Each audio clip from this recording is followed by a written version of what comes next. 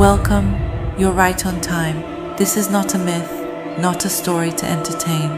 What you're about to witness has been written in the shadows of history. This is Yajooj and Majuj. We assume we are alone in our time, but history suggests we may not be alone in memory. Some events are remembered, even after the world changes.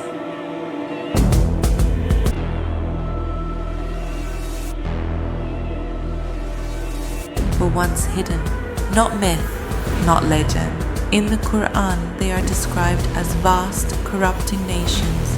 Yajuj and Majuj are sealed behind a barrier built by Dhul Qarnayn, so that the world would not be swallowed by their chaos. This wasn't just a wall, it was a sealed judgment, iron fused with molten copper, not to trap them for eternity, but to trap them until the appointed hour, the hour of the end. Every culture that spoke of apocalyptic enemies, names like Gog and Magog echoed the same terror, a force of destruction that could consume water, land, life itself.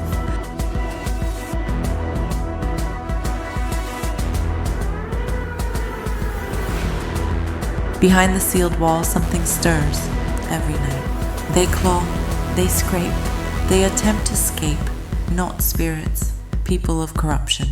Classical narrations say they push toward freedom every night, digging, prying, seeking the tiniest gap, until dawn erases the marks.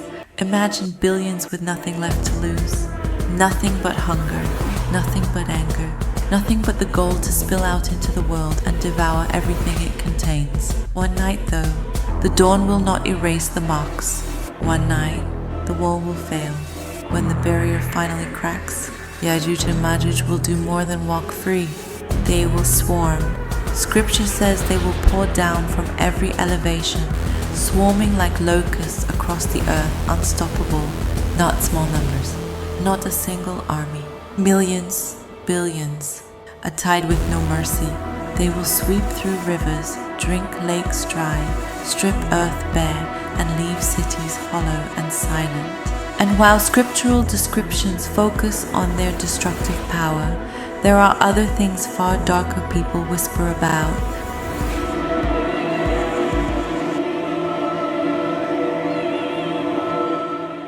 They seek secrets of corruption, chaos, domination, not to protect humanity, but to align with it. Some believe that in hidden tunnels, abandoned citadels, and forbidden archives, there are rituals whispered only to the initiated, codes that are said to attract the chaotic force when it rises. Whether myth or madness, the fear is the intent itself, because intent in darkness is like a magnet for what follows. What makes this account unsettling is not belief, but repetition. Fragments of the same warning appear across ancient texts, written in different lands, by people who never met. That doesn't tell us what to think. It simply asks us to look again. Long before modern timelines, knowledge was not shared openly. It was guarded. Texts were copied by hand, moved across deserts and mountains, hidden during the rise and collapse of empires. Some records were destroyed, others survived because they were protected with purpose. The account of Yajooj and Majuj appears among these preserved warnings, not as tales, but as a restrained description, deliberate, measured, exact. What's unsettling is not what is written, but what is left unexplained. Ancient writers often assumed the reader would come later, much later, which raises a quiet question. Was this knowledge meant for its own time, or for ours?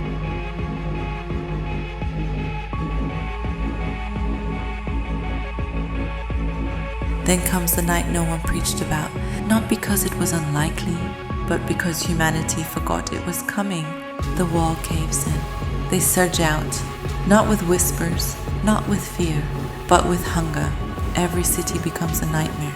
Every river runs dry. Every mind shakes with terror. It is not just an invasion, it is the collapse of reality itself. And this isn't myth. The ancient texts describe this moment in brutal detail, when the world finds itself in the jaws of chaos, and the last sign before judgment has begun. The Quran does not whisper this warning, it declares it. When Yajooj and Majuj are released, they will surge from every height, not marching, not rise, surge, like pressure finally breaking skin.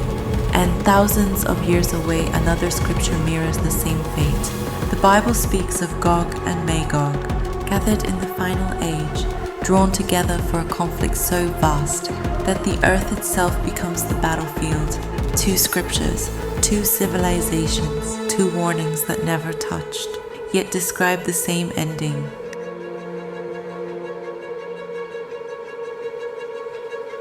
They are not demons, not monsters pulled from nightmares. That would be easier.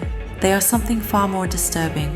They are humanity without restraint, when greed no longer knows enough. Ancient texts remind us that humanity is not powerless. We are conscious, creative, and deeply connected to something far greater than fear. The same scriptures that speak of Yajooj and Majuj also speak of restraint, wisdom, and inner mastery, of knowing when to build walls and when to build awareness.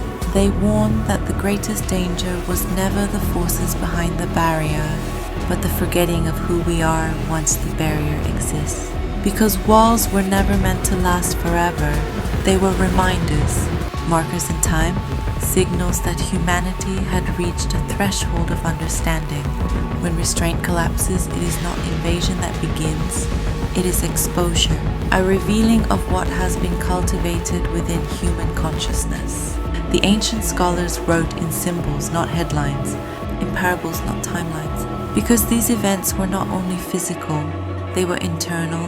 Yajooj and Majuj were described as chaotic, multiplying, relentless, not because they were monsters, but because unchecked desire, division, and consumption behave the same way. And so the texts return again and again to mastery. Mastery of impulse, mastery of fear, mastery of the self. Because the moment humanity forgets restraint, forgets wisdom, forgets inner authority, no wall is ever high enough. And perhaps that is why these verses were preserved so carefully, not to predict an ending, but to test a readiness. If this story stayed with you, you're warmly invited to join this channel. The meditations and visualization practices shared here are drawn from ancient texts to help humanity remember its inner strength and conscious power. Thank you for your time, and thank you for watching.